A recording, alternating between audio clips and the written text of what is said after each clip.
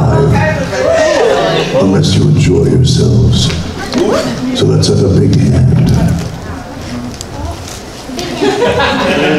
Look, they don't always get that joke, right? Did you know that Humpty Dumpty ain't what he's all cracked up to be? They're supposed to get up and warm up the crowd. I chill them out, you know. Yeah, I signed up for a memory improvement class, but I forgot to go. Or one of my dad's favorites, I was going to procrastinate, but I never did get around to it. Hey, I get it. So Josh got one thing all weekend, and you were here. I like that, right? Pick it up, put it down. Pick it up, pick it up. You're gonna have to turn the board so I can see which one's which, because I don't remember their numbers. All right, so the first one is going to be, this is a 4-person. So 2 people, sorry. Everybody remembers Guardians of the Galaxy 2, right? How about Taserface?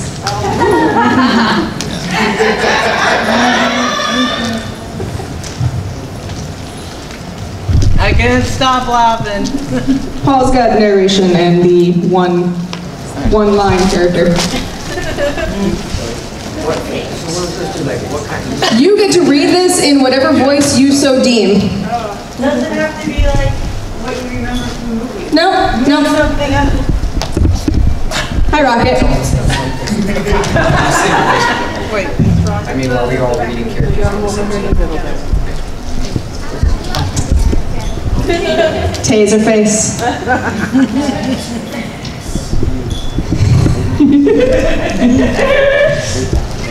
Nebula.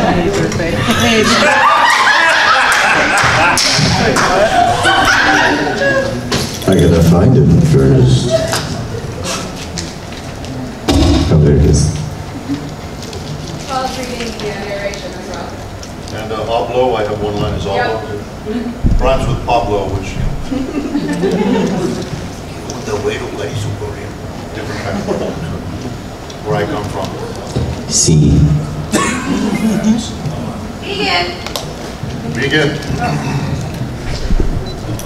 Interior Eclector Central Area, outer space. Yandu watches this helplessly. He's in a chair, his hands tied behind him. He's a wreck.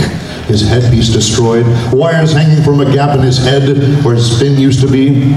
He sees the mutineers grab the innocent Oglo, dragging him to the same fate as Tulk. Captain, help me, Captain!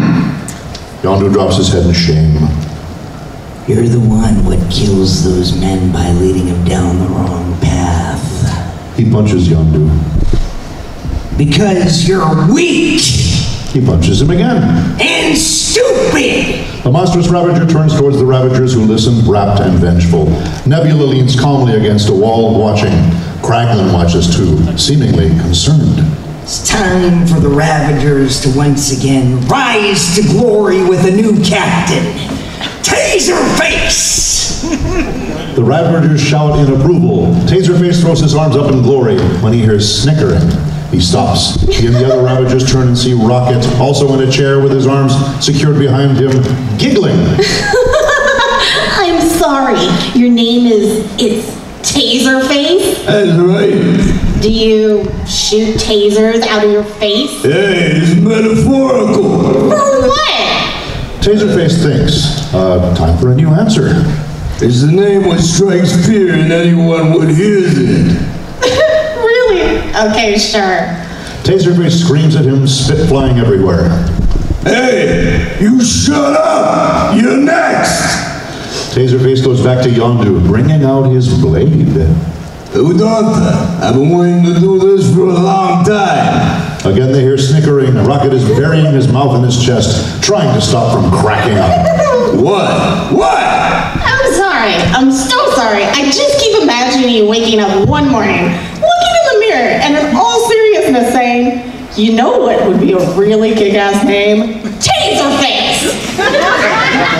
Nebula smirks. The Ravagers are trying not to laugh. Rocket can't stop laughing. And what was your second choice? Scrotum hat? The Ravagers all bust out laughing. Yeah. No plan. We're killing you first. Taserface shoves him back, ready to plunge the knife in him. Rocket's smile disappears. He stares at Taserface with dead eyes. Well, dying is certainly better than having to live an entire life on a moronic shitbag who thinks Taserface is a cool name. Taserface goes to stab him. When? That's enough killing for the day. Taserface turns toward her, irritated. I thought you were the biggest sadist in the galaxy. That was when Daddy was paying the bills. The president wants to kill the fox himself, and he has bounties on his head. At least 12 knees bumps. Taserface glares at her. It's obvious he's considering attacking her. I assure you, I'm not easy at mock an old man without a magic stick or a talking wooden beast. Taserface decides not to risk it. I want 10% of the take and a couple more things. Interior Eclector Docking Bay Hall. Later, Nebula is trying out a new brand hand as Kraglin leads her through the hall. Both.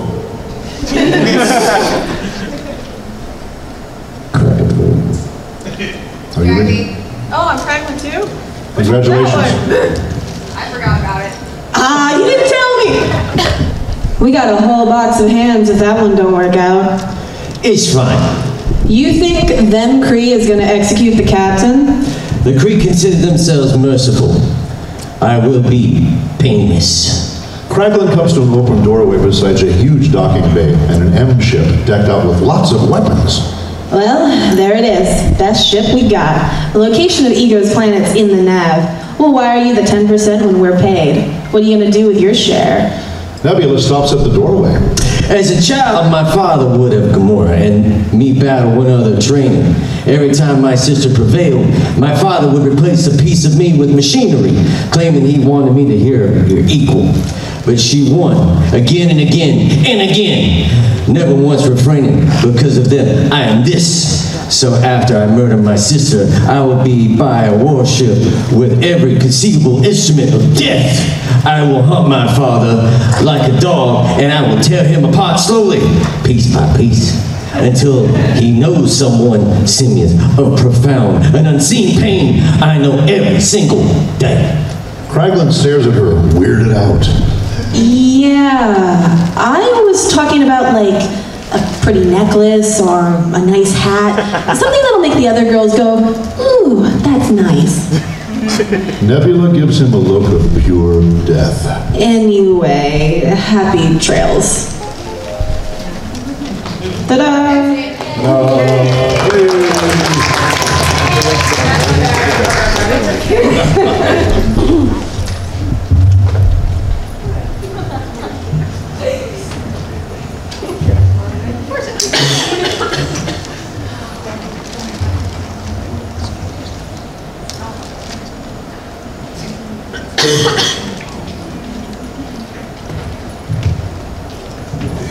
Alright, this one's also going to be a four person.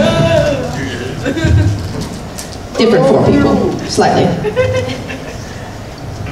Everybody seen Men in Black? Yeah. First one. First one. Best one. Yeah, first one. Good. Pause, K. So, towards the beginning of the movie, first time that we meet Jeeves at the pawn shop. Oh, yeah. Are you addicted to shit? Not quite that one, that's the other movie. Oh, no.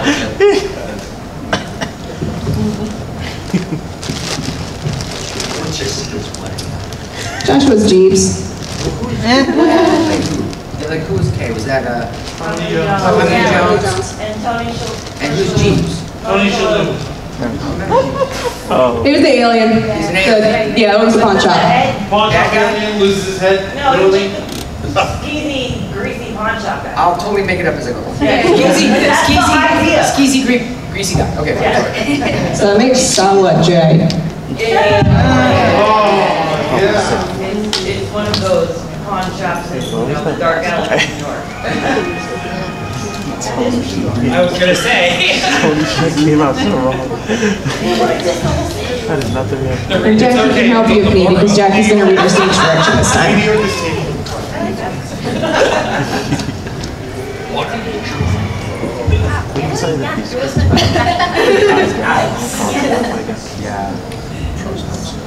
All right. Pawn shop, night. Oh, okay, are we ready? Yes. Okay. Edwards looks around, sees they're standing in front of a pawn shop.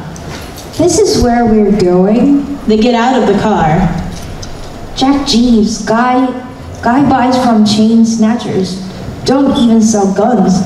Really? All right, you think it's worth shaking him up? Fine, I'll do my thing. Then I want some answers. Well, do your thing, kid. Officer Edwards, hey, geez, how'd these get here? I thought I turned them into the proper authorities. He casually brushes some Rolexes off the counter. Wait, I hear it, Jeeves. You into something a little hotter than some stolen Rolexes. Rolexes. Watches. Sure.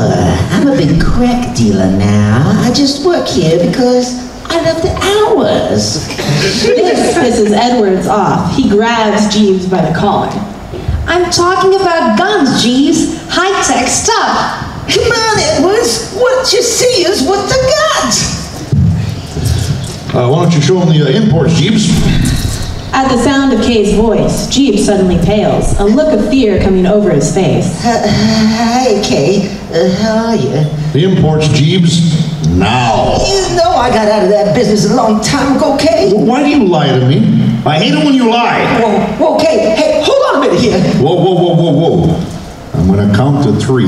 Edward sees that Kay is getting somewhere, joins in the routine. Hell, do it, Jeeves. 1. I've seen him do it. 2. Talk to me, Jeeves. He's crazy when he's like this. He's always crazy. To Kay. Take a cruise, get a massage. 3. Kaboom! Kay blows Jeeves' head off and Jeeves' bodies collapse on the floor. Edwards is shocked. Edward pulls his weapon and points it at Kay's head. Put down the gun and put your hands on the counter. I warned him. Drop the weapon. You warned him. You are under arrest. You have the right to remain silent. Oh, come on, will you relax? Don't do that. Edwards whirls around to see Jeeves' body growing another head. Only takes 4 or 5 seconds. Kay calmly shoves his gun up against Jeeves' baby soft new cheek. Do you know how much that hurts? Come on, show us what you got, Jeeves, or I'll use up another one. Jeeves, panicked, hits a button on the underside of the counter, which promptly flips over, revealing yet another dusty shelf, piled high with junk. But this is all alien junk. Weapons, mostly bizarre, otherworldly weapons of all shapes and sizes. Edwards? Edwards, still dazed by Jeeves' regrown head, glances down at all the weapons. This is what I saw. Kay looks at Jeeves, pissed off. You sold the carbonizer with implosion capacity to an unlicensed cephalopod. She looked all right to me. A carbonizer is an assassin's weapons, Jeeves. Who was the target? I don't know. Kay raises the weapon again, threatening. Jeeves. I told you, I don't know. Kay lowers his gun, gestures to the shelf full of weapons. This is all confiscated. All of it. I want you on the next transport off this rock, or I'll shoot you where it doesn't grow back. Jeeves nods. Point taken. Kay leaves. Yeah, I'll leave by tomorrow for those Rolexes.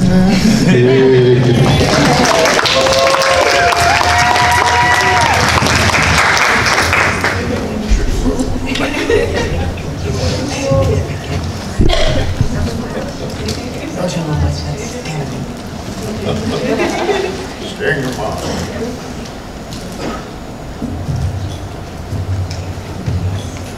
I kind of miss this stuff a little bit. You were close to it, Karen. I was? I probably saw that movie when it was in the theaters, but that was like 20 years ago. Wasn't it? More, yeah. So what you're saying is Tony Shalhoub made good acting choices. And you look better than he does, too. Got that lazy eye. I don't know, you kind of look like his monk character. Never seen it. Okay. 6 parts. 6 parts. What could I possibly be holding? Fifth Element? That's everyone, I hope. Alright, so to set this one, this is towards the beginning of the movie. Corbin has not exactly found out that he just won 2 tickets. He's about to.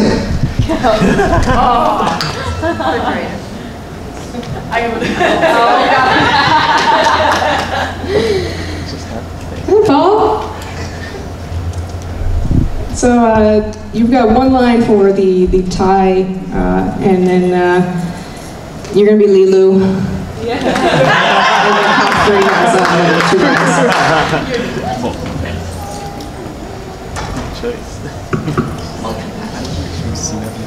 Jackie's Corbin. This is just how the numbers worked out. This is why we have them as numbers. So you can drink. Yep. Alright, so Sawa, you have a few different roles. You have Monroe, the right arm, and Zorg has 1 line. He only has 1 line in the scene, sorry. Joshua. There's an off-screen voice, and you are Mother.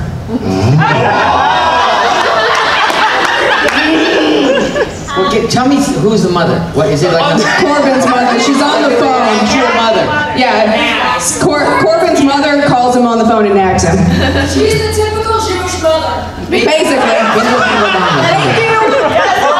There you. That's Alright. my darling son. That means, let's see, Derek as Cornelius. Cop 1, who also has an off-screen line, and the neighbor. Oh, no. So, Rob is going to read our stage directions for us. Sam, is he the censor of the neighbor? It's a PG-13 movie. It's considered a PG-13, yeah, a 1. We get 1. Okay, that's our 1. Have fun.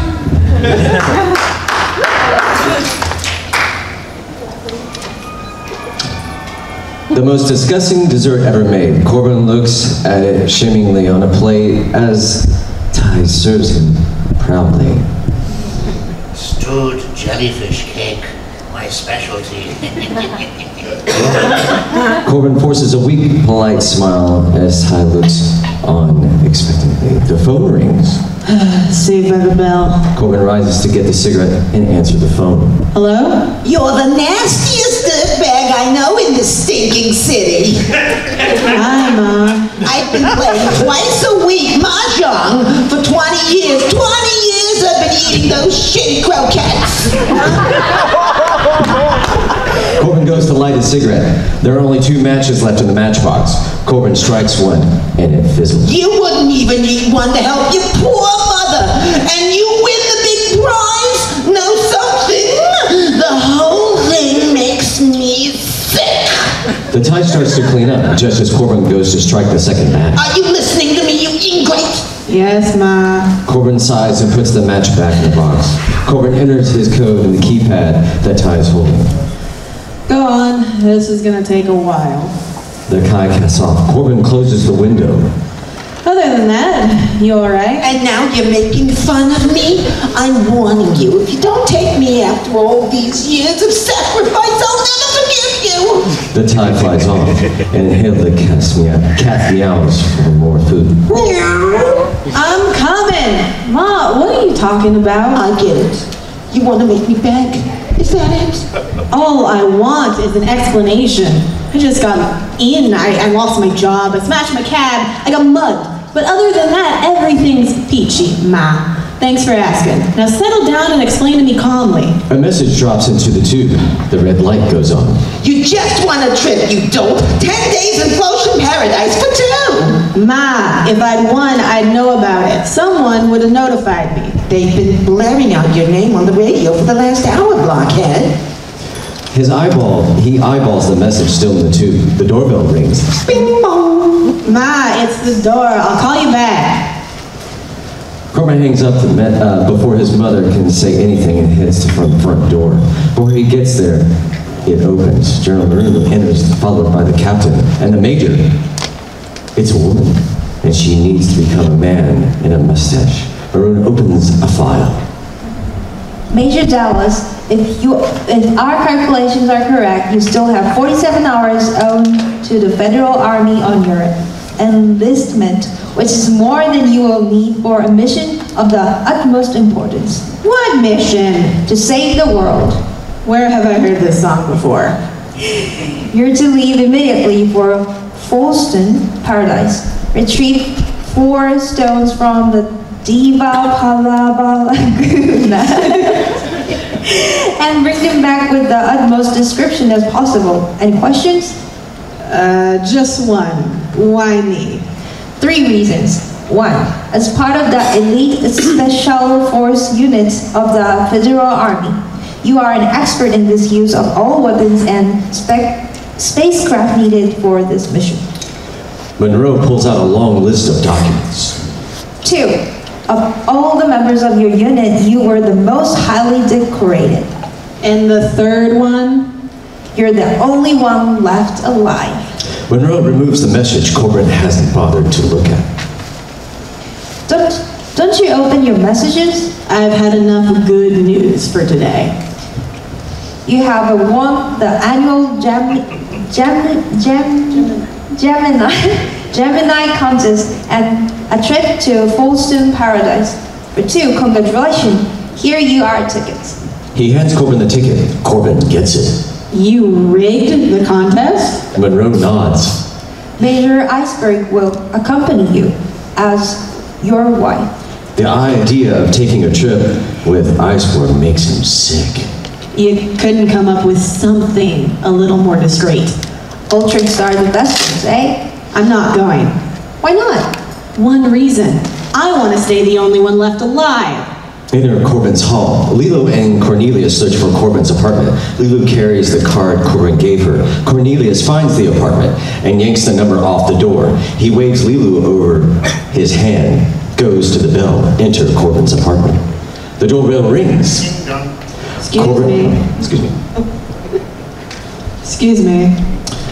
Corbin goes inside the door and looks out at the people. The beautiful Lilo. Corbin panics, overcomes with happiness. Shit.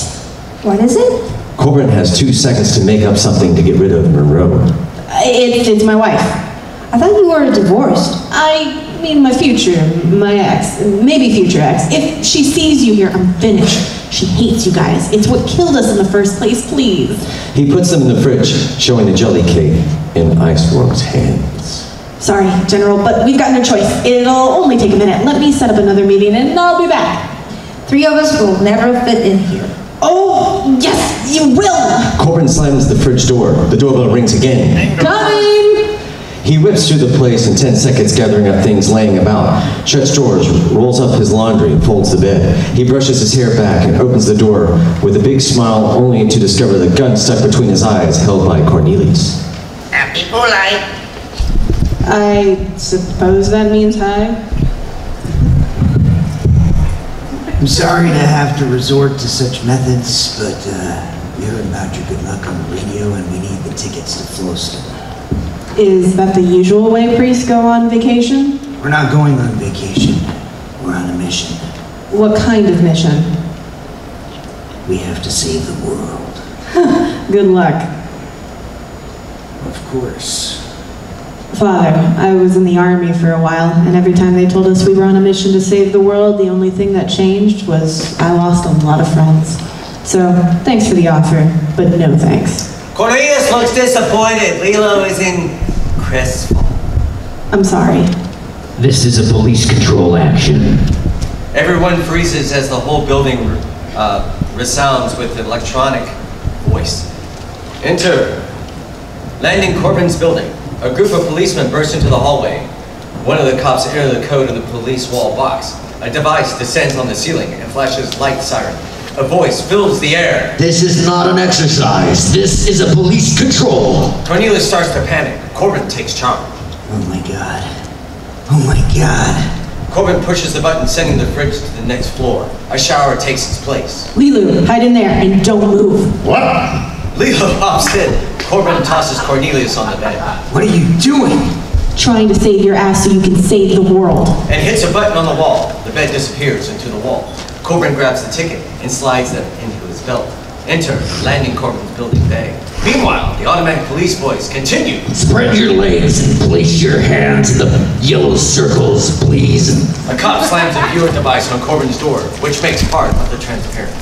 Put your hands in the yellow circles, please. Corbin takes the time hiding his face. The cops look at his sheet. He's looking for Corbin Dallas. He has a picture, but Corbin with long hair and beard.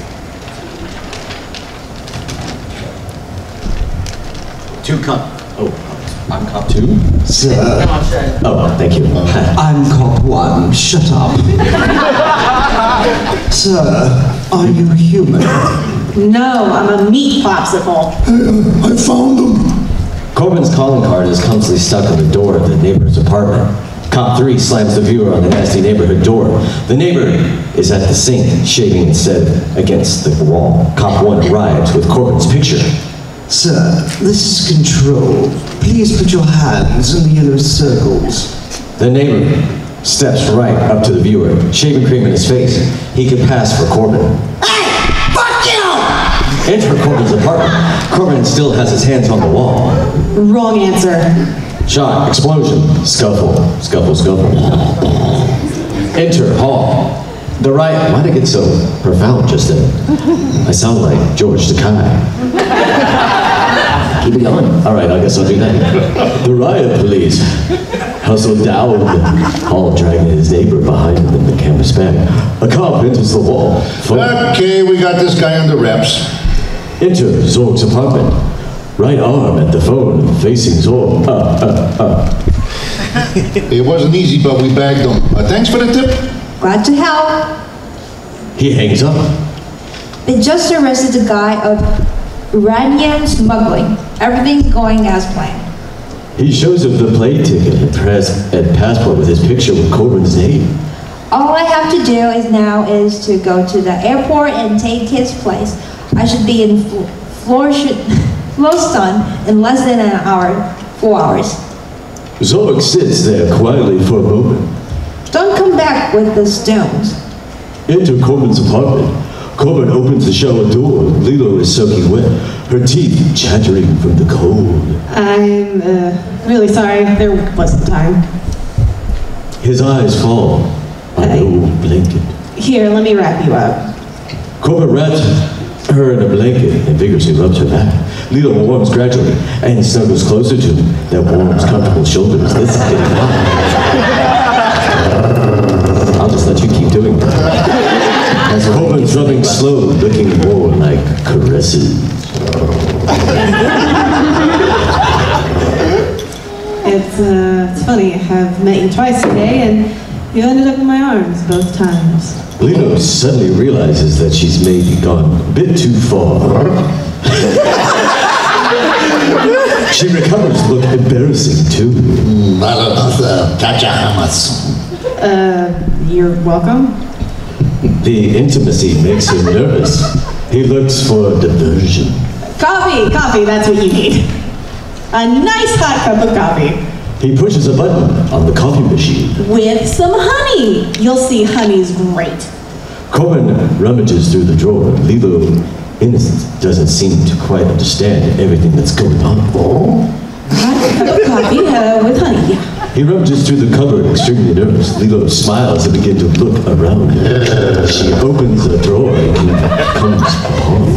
I've got this great honey somewhere. You know about honey? There used to be those little animals who mated with antenna. Just, you know. Picture of Major Corbin Dallas, war hero. And these other animals who ate it, one were bees, the other were bears.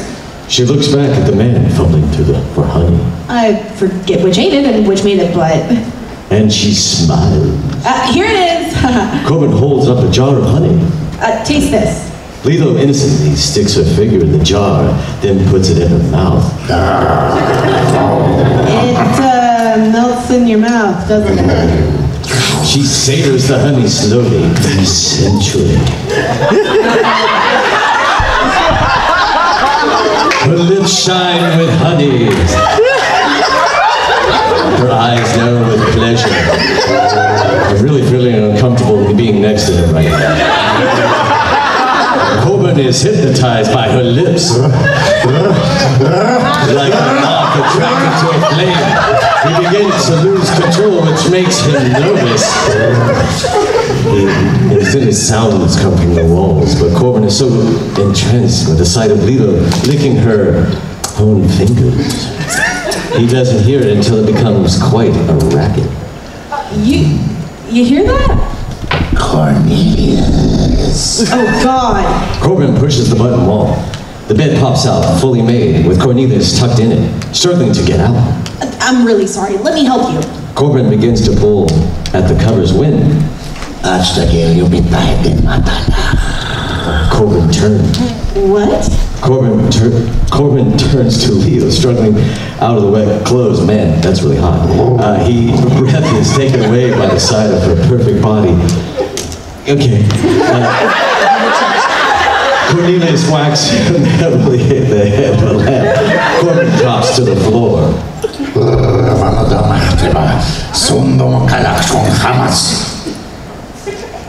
don't know what you just said, but I'm not proud of myself. But we don't have the luxury of choice. And, oh shit. I was on a roll. I was feeling really close to you. I wasn't just breathing hard.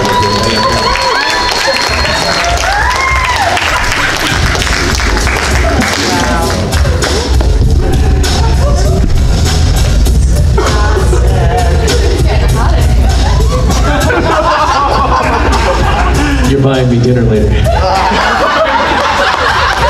And a happy ending, but anyway. Who said that? My God, who said that? Hey, we dropped an F-bomb in the script, so don't look at me, okay? I'm expensive. But worth it. Okay. That was fun. Yeah, was it as good for you as it was for me? We know each other close enough. I'm just glad you guys are sitting over there.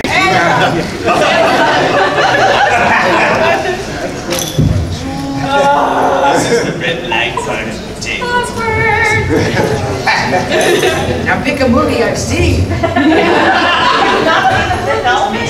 You need to go see it. Neither have I. I have no idea what we were just reading. Re-release it for the anniversary. I mean, it's only been re-released probably about like 5 times now, but... Shouldn't it be like the 8th element? Math joke! Well, we're going to revisit Guardians of the Galaxy 2 for another scene. That I've seen. Good. You've seen. I haven't seen it. Okay, I don't want to say anything. I'll get in trouble. Wait, never mind. Under the table with you. Under the table. It's on Netflix. Let's go find it. But I did it about Tower of Terror. You're useless. You don't have Back to the Future over there anywhere? No. That would be cheating. Just like Beetlejuice. That's cheating for you. What, the day the Earth stood still? We don't have that. Yeah, that would have happened. That was the last movie he saw. I can reach you. Alright. So this time, Sala's going to read her narration.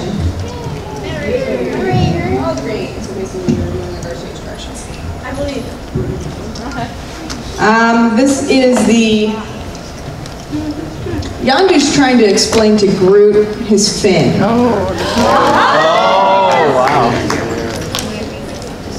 Which if you haven't seen the movie, I'm not explaining it. His fin? Fin on his head. Oh, okay. Yeah, Belmar. Right. So it's kind of like the shape of water, but a couple of years ago. Moving on. You just like that. That makes Joshua a rocket. Rocket raccoon. Who's not a raccoon? Who gets very mad if you call him a raccoon? Unless you call him a trash panda. Then it's a trash panda. It's the same voice I just did.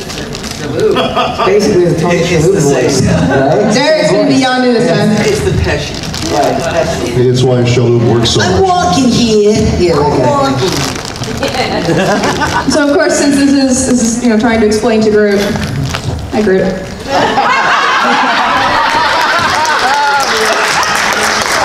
You can have the microphone all to yourself this time. And I won't go, What's it with all this typecasting, you know?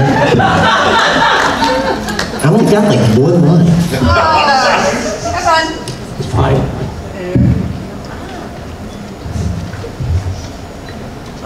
Sawa. Oh, yeah. I was explaining, sorry. Interior electoral cell. Later, Groot in shadows mopes down the hallway, looking traumatized. His clothes are torn and he's soaked in alcohol. As he passes out, he hears, Hey, Twig, come here. Oh, that's a good voice. You should do that, like, for a show or something. Okay.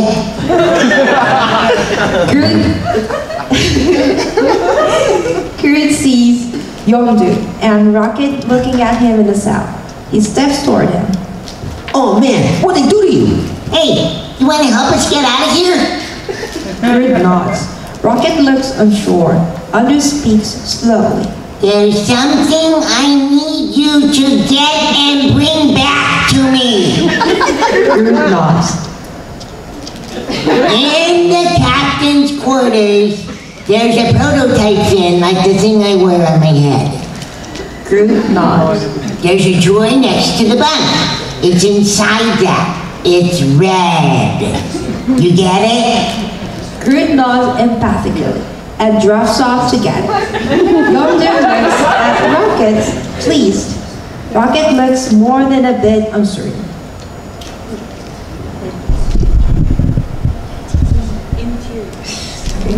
Interior captain's quarters. Moments later, baby Groot creeps into the dark room. Drunken Ravengers are sprawled everywhere. He spouts a bureau. A drawer is half open. His face lights up. Moments later, baby Groot stands outside of the cell, beaming, holding a pair of shorts. That's my underwear. Yeah, I was pretty sure you didn't know what you were talking about. You have to explain it more careful. All right. It's a prototype fin. Moments later, Groot is back in front of the cell, holding a wriggling Orlani I haven't seen it, I'm sorry. in his hands. That's an Orlani. It's a fin, Groot. You explain it this time. Rocket starts to speak. Moments later, Groot looks hopefully, holding out a cybernetic eye. That's a worker's eye. He takes it out when he sleeps. Go look again! Groot starts to slink up. But leave the eye here. Why? Rocket can hardly speak. He finds it so funny. He's gonna wake up tomorrow and he's not gonna know where his eye is. Moments later, Groot is dragging a large piece of furniture to the side. That's the best. We told you it was this big. Rocket shows him how small it is with his hands. Groot makes a face like, oh, as if now he gets it. It's all coming together. Moments later, Groot is holding up severed toe.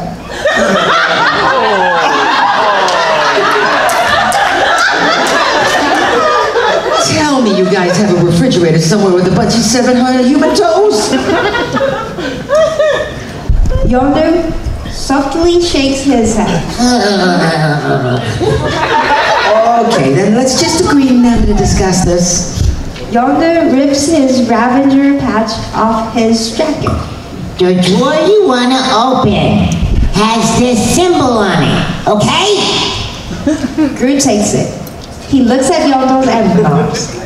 And then, slowly, he places it on top of his hat. What? No! Aw, he thinks you want him to wear it as a hat. That's not what I said. Groot takes it off his head. I am Groot.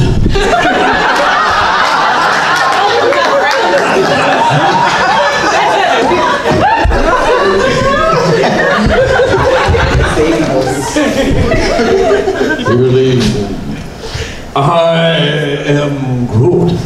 He's relieved that you don't want him to. I'm Groot. He hates hats. I am Groot. On anyone, not just himself. I'm Groot. 1 minute you think someone has a weird shaped hat, the next minute it's just because you realize part of that hat is a hat. That's why you don't like hats? Great Scott. Groot nods. This is an important conversation right now. No, let's try again. And that's it.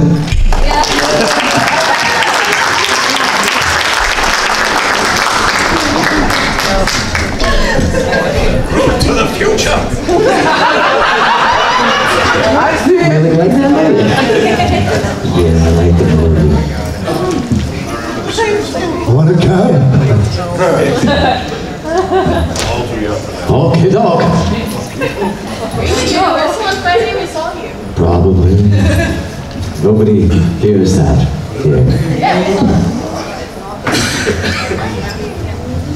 We warned you about the Cheetos. Stay away.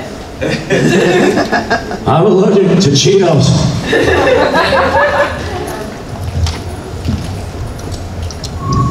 Oh, this is the fun part. This is where it gets slightly more interactive. You see, on the table over here, I have 12 scripts that we've done from previous years. Which means I have numbers 1 through 12. So, in order that I'm not the one picking them this time, you guys are going to pick a number 1 through 12, and that's the scene that I'm going to hand them. I know which ones they are. They don't. They still don't. So, 1 through 12. 12! 7! 11!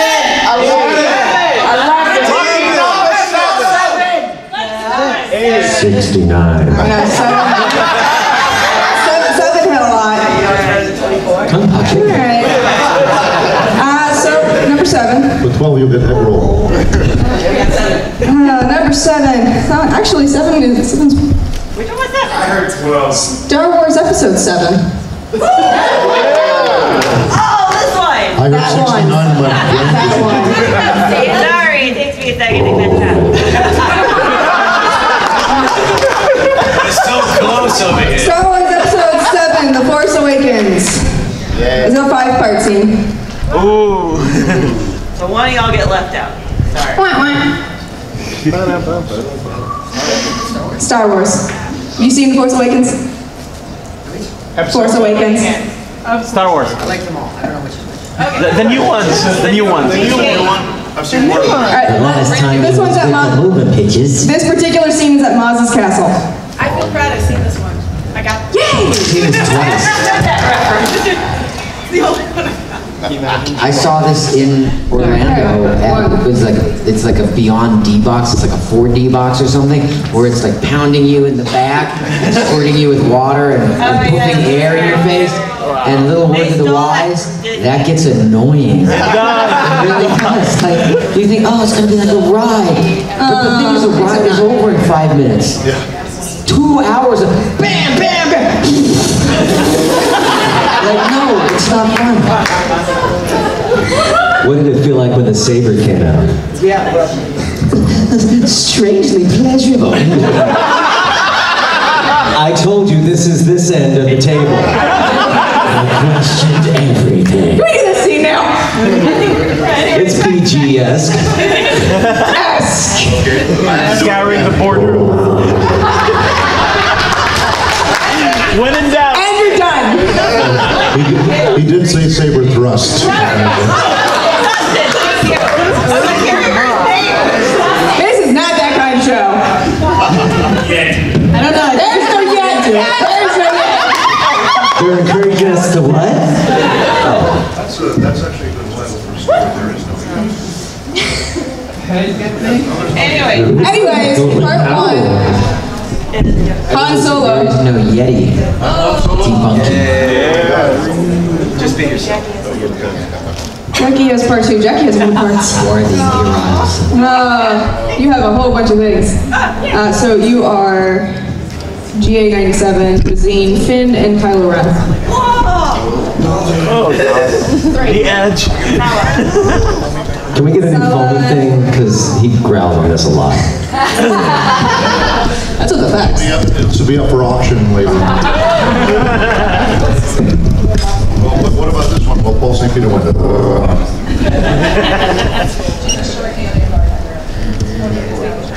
With the really big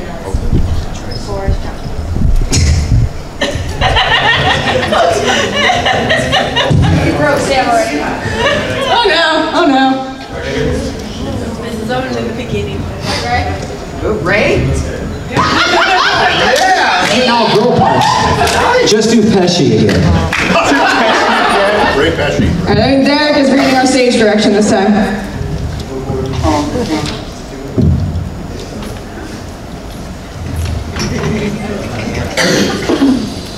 Begin.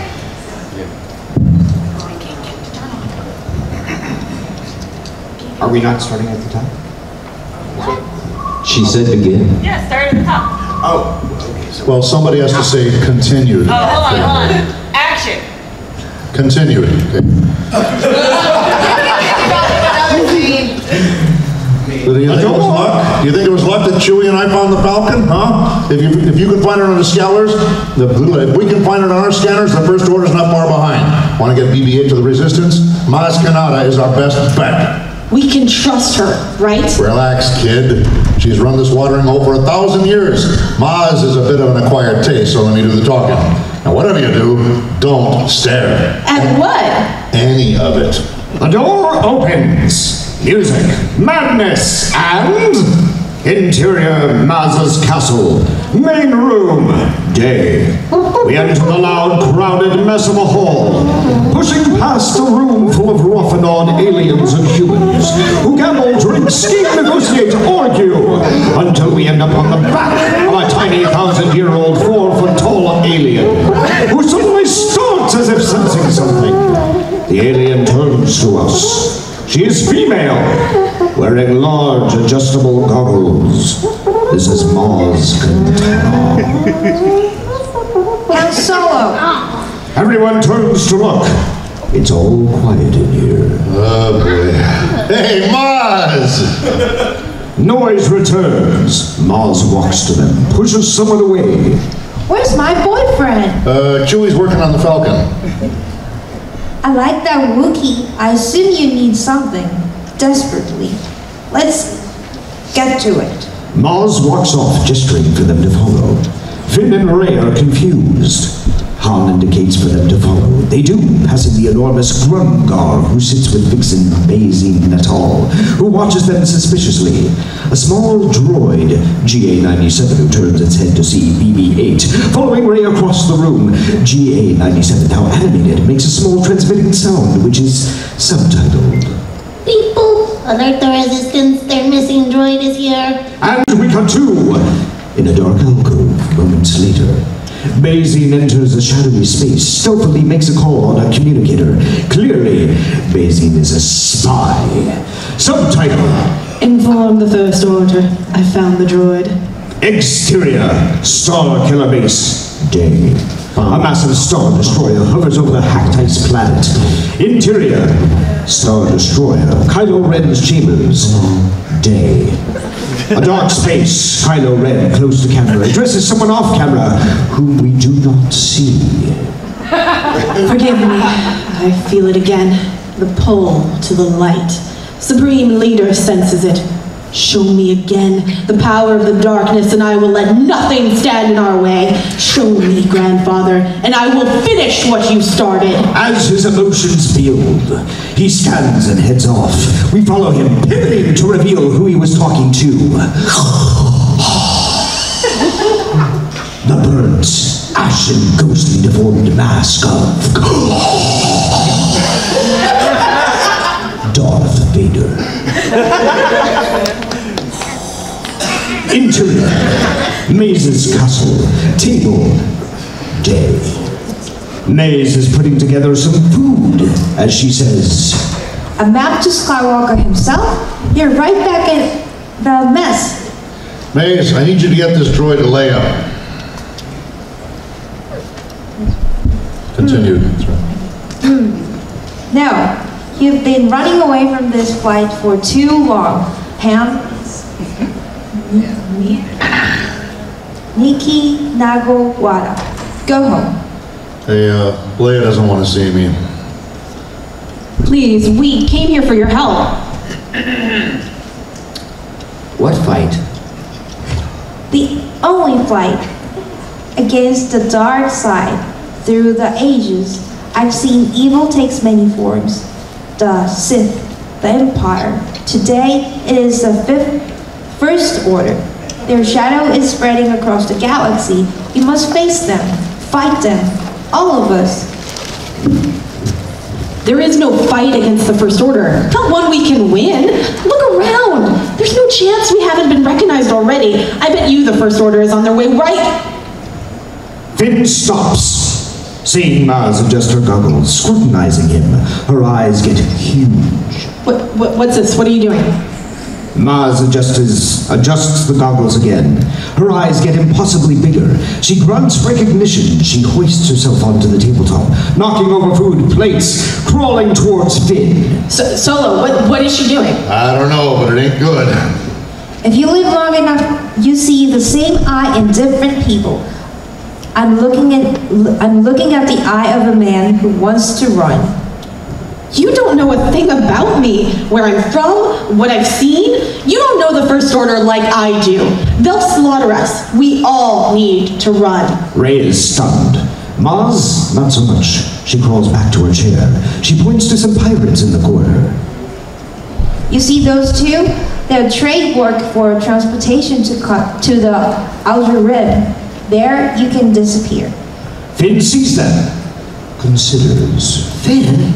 Come with me. What about BB-8? We're not done yet. We have to get him back to your base. I can't. Finn stands to leave. He offers the gun back to Han. Keep it, kid. Finn heads off. Rey gets him to follow. Maz dials her lenses back to normal and turns to Han. Who's the girl? On Finn, who has arrived at the table with alien smugglers. I was told you could get me to the Outer Rim. Rey barges into the conversation, interrupting. What are you doing? Finn gets up to talk to her. Don't leave without me. Embarrassed, Finn moves her away. You can't just go. I won't let you. I'm not who you think I am. Finn, what are you talking about? I'm not resistance. I'm not a hero. I'm a stormtrooper. Like all of them, I was taken from my family I'll never know and raised to do one thing. But my first battle, I made a choice. I wasn't going to kill for them, so I ran into you. And you looked at me like no one ever had. I was ashamed of what I was, but I'm done with the First Order. I'm never going back. Rey, come with me. Don't go. Take care of yourself, please. Rey looks at him, crushed. With quiet resignation, Rey watches Finn return to the aliens, and all three head off. He gets to the front door and walks through it. Rey is heartsick, but she turns as she hears the sound of a young girl in anguish, crying. She follows the sound into the castle, turning so she can't see that Finn has looked back at her one last time. Interior, Maz's castle, basement, corridor, day. Rey steps down into the basement corridor. BB-8 follows her, walking carefully and confused. She is not sure why she's down here. She can hear the echoing sounds of a young girl crying. She heads down the hall to the very end, where there is a door. It is almost as if a soulful vibration draws her closer. She looks at the doorknob, and the door opens. Hesitant, Rey enters. Continue.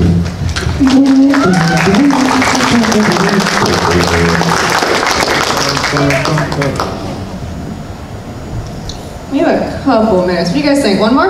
Yeah. I am your mother. Got James. I want us to decide on the last scene. They got to decide on the previous one. You know, that became more George Takei. There's no what the... Like, it's George Takei over here, and you're... In the future.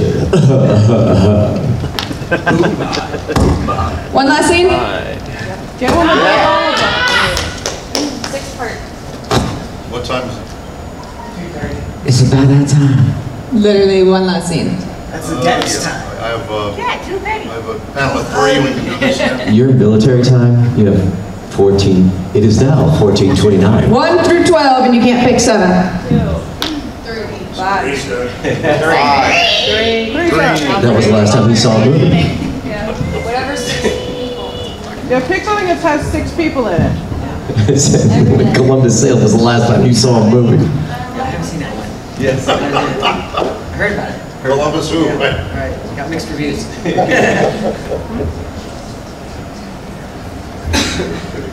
Everyone looks so happy right now. I like the thumbtack. In a world. Do the growl again. Yeah. That was really nice. All 6. You do it better than I did.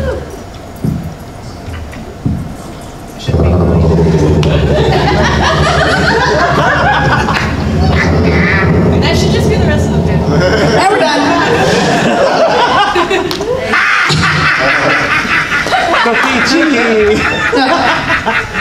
Everybody saw the first Avengers, right? Yeah.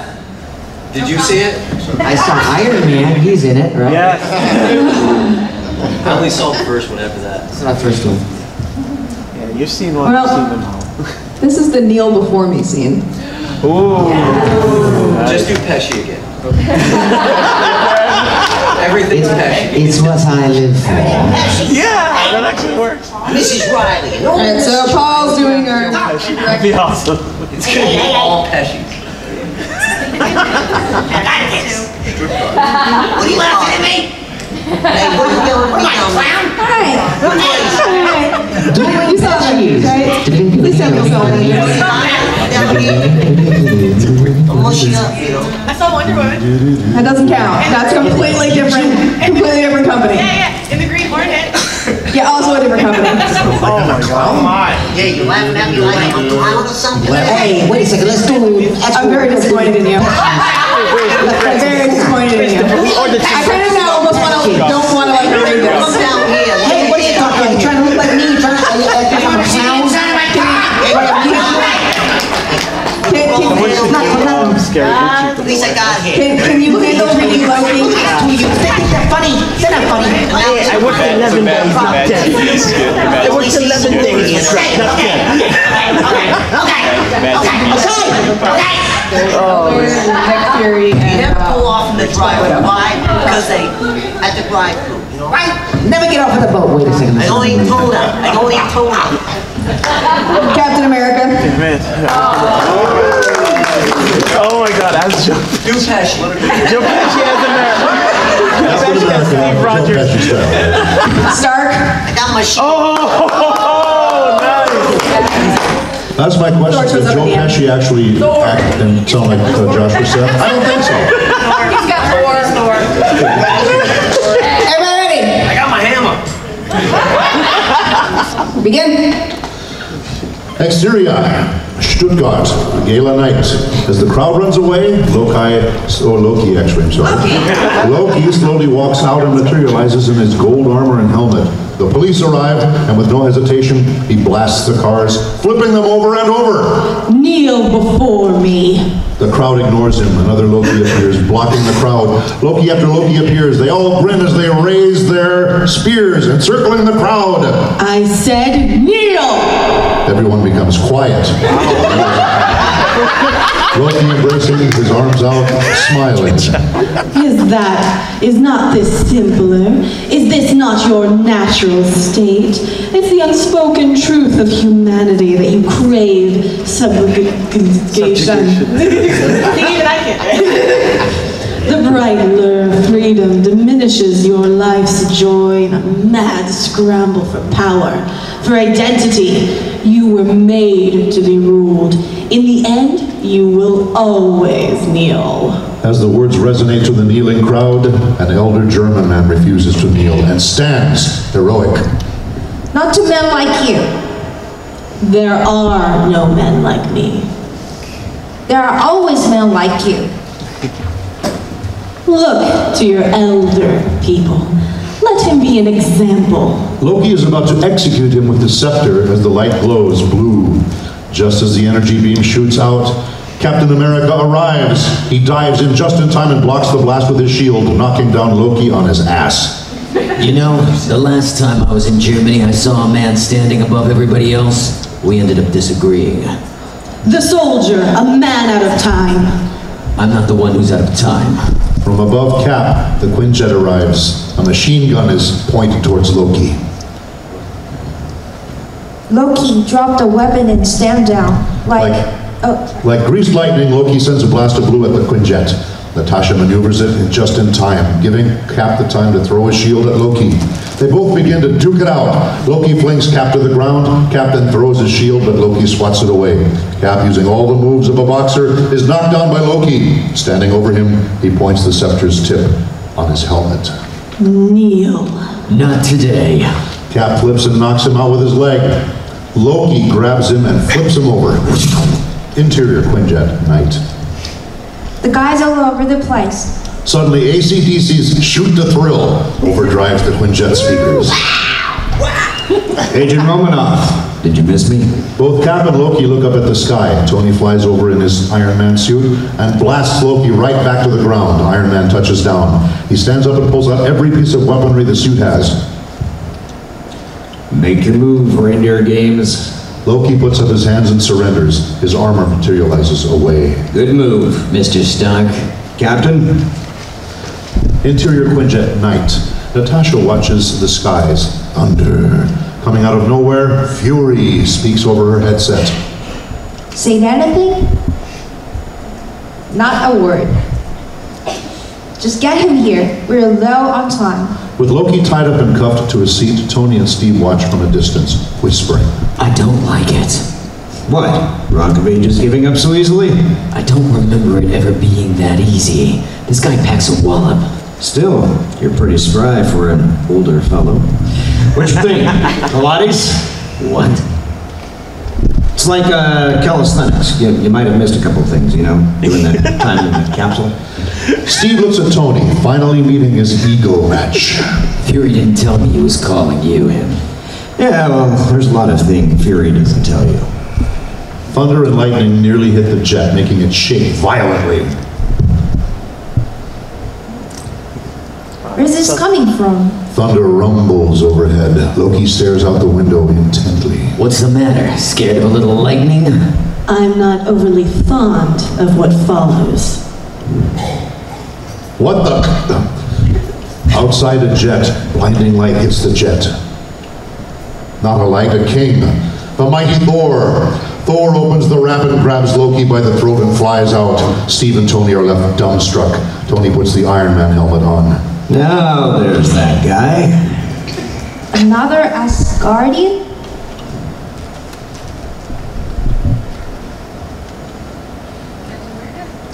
Oh, it is not highlighted, and in my contract. My contract specifically says if the line is not highlighted, My contract is the same thing. Give me my line. Line, please. What's my lead in again? What's my lead in? No, my lead in. Cue me. What's Asgardian. Okay, another Asgardian. Think the guys are friendly? Doesn't matter. That's what Jesus, that took forever. If he frees Loki or kills him, the Terrac's lost. Tony turns and gets ready to jump off the jet to chase after Thor. And a bunch more. Wait a second. I have Wait so a second. much. I have no more. I have no more highlights. It's so confusing. I gotta read. Usually it's just like bullshit. Oh, my line, right? So let's chase after Thor. Stark, we need a plan of attack. I have a plan. Attack. Iron Man jumps out of the jet and chases after Thor. Cap grabs a parachute to follow. I'd sit this one out, Cap. I don't see how I can. These guys come from legends. They're basically gods. There's only one God, ma'am, and I'm pretty sure he doesn't dress like that. Cap jumps out of the jet. Exterior, mountain ledge, night. Somewhere out in the European mountains, Thor throws Loki into the side of a mountain. He raises the mighty hammer, Mjolnir, and he looks down at his brother, who he thought to be dead, and is angry to see him alive in this fashion. Hey Doc, where's the Tesseract? I don't care, I like the movie. I missed you too.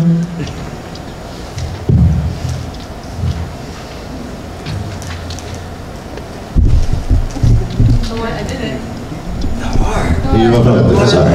Do I look to be in a gaming mood is the next line at the top of the page. Yeah. Oh, sorry about that. I was connected to the next page. Do I look like I'd be in a gaming mood?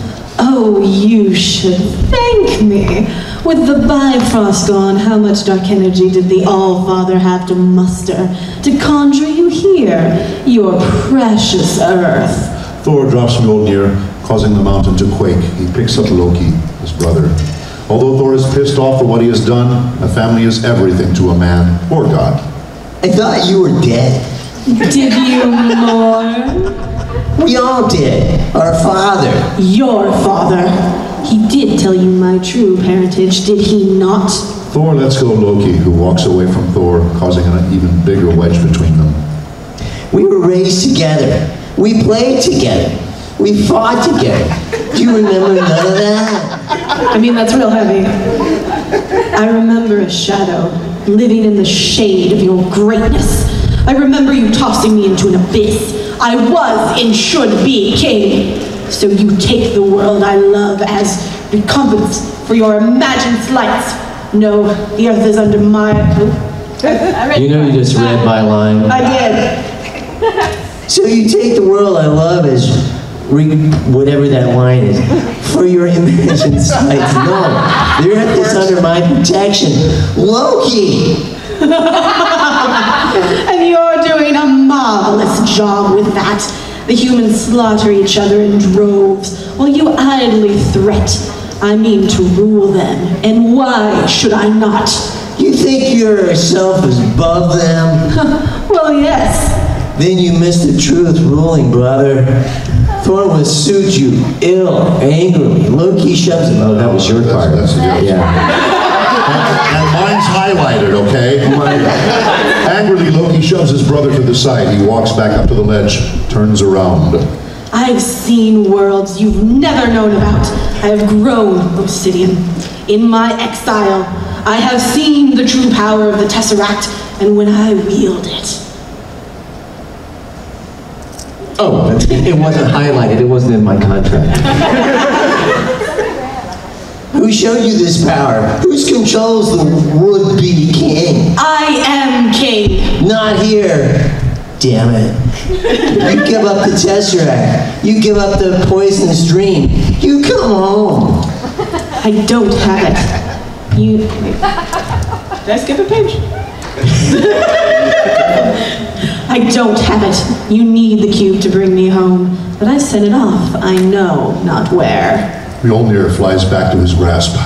You listen well, brother. Thor is knocked off the mountain by Iron Man, who tackles him in mid-flight. I'm listening. Ta-da! And scene.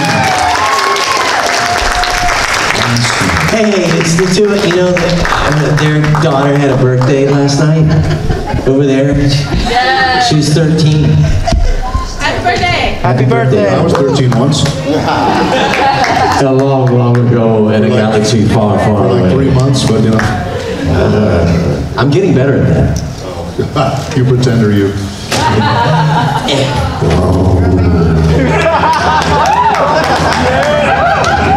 Hey, you're making my... And that would be the conclusion now. Thanks, Paul. For this year's voice actor script reading, thank you all for coming.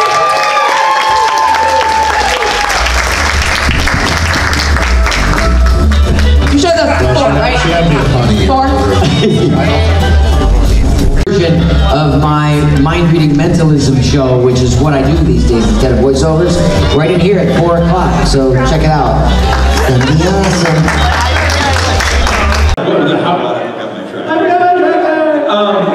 And who paid for it? What'd you say? And how it works. And going through, living in Los Angeles, it's so dry and I lose my voice a lot. Most money.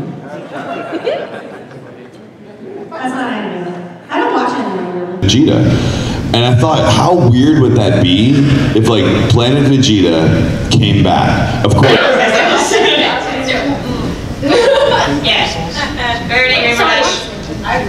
We do try to get close, right? It's never going to be a 1-for-1. It's